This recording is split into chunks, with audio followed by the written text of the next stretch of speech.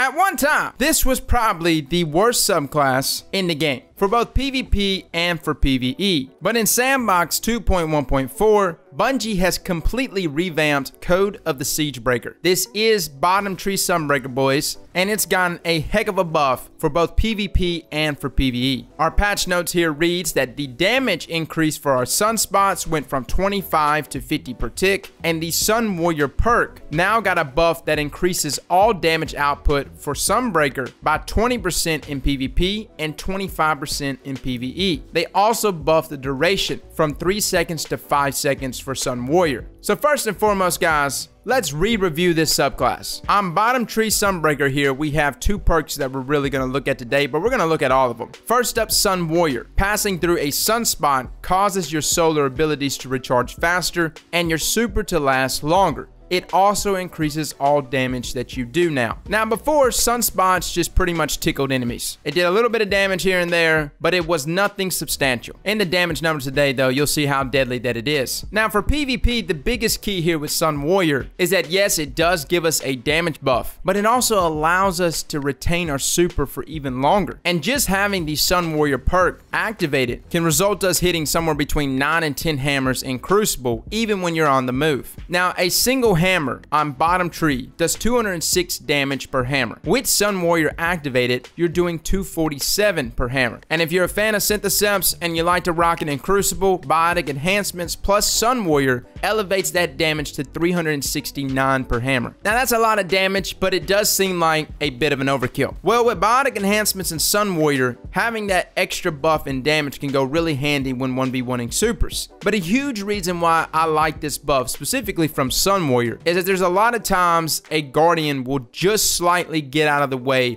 of the direct impact of the hammer. Having that extra bit of damage is going to make sure you kill them, even if they are dodging you. Now, granted, bottom tree hammers has no type of tracking for the hammers. There's nothing here that is making your hammers reach the target other than just your skill alone at slinging hammers. So if you're looking for guaranteed kills, obviously top tree Sunbreaker is the way to go in PvP. Embers is most likely going to catch that Guardian, even if he does dodge your hammer, and Embers is also very useful when 1v1ing supers. But if you're trying to go for the ultimate set of multi-kills, maybe trying to reach a 7th column for your first time, having the ability to throw up to 10 hammers in one go allows this subclass to be a great one if you're purely just trying to slay out. On top of that, you also gain the perk Sol Invictus, which states that solar ability kills restore your health. And of course, the grenade and melee abilities also leave deadly sunspots in their wake. So you can benefit from Sun Warrior perk even when you're not in your super. And for my Destiny 1 Titans that used to rock things like Cauterize, this is kind of a weaker version of it, but it still adds health restoration when snagging those solar ability kills, which does include your super. My only complaint so far is that the melee Mortar Blast doesn't seem that effective. It does burn the target, but it always seemed like it left my targets close to dead instead of just outright killing them. But granted, I was spoiled from Destiny 1's Titans. Our Sunbreaker melee would literally just burn people almost at full health all the way down. It was quite nasty. Now moving on, we need to talk about PvE because the damage increase here is pretty nasty. You see it there, it's a 25% increase in damage in PvE. Now the comparison that I will be making today will be between bottom tree Sunbreaker versus top tree. Obviously top tree being the king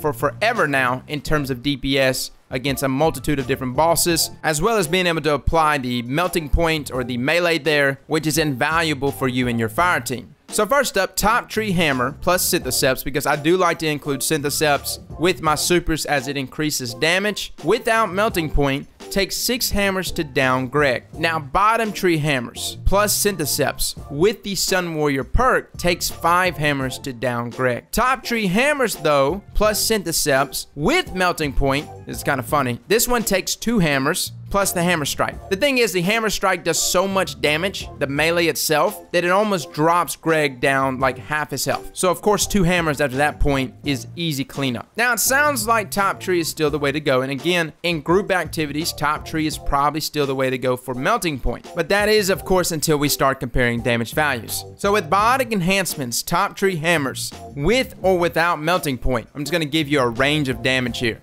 was hitting somewhere between 7,500 damage and 10,500 damage per hammer. That's including the embers. Now granted, some bosses, depending on their size and stuff, take more damage because all of the embers are actually able to make contact. And of course, the further you are away from whatever you're hitting with your hammer, the more the embers split up and do more damage. But when we look at bottom tree hammers, we're actually doing 5,246 damage in terms of impact damage from the hammer itself, plus an extra 1,122, which is our burn damage times 4. Just about every time I threw my hammer, I saw that number pop up about 4, maybe even 5 times. And that burn damage will consistently keep burning even after you have quit throwing your hammers. So we're looking at here with bottom tree 9,734 damage per hammer. Now that is of course with biotic enhancements as well as Sun Warrior, but I don't want to get too hung up on that damage per hammer because obviously bottom tree hammers in terms of total damage far outweighs what top tree hammers can do. Top tree's hammers, if we took the best case scenario,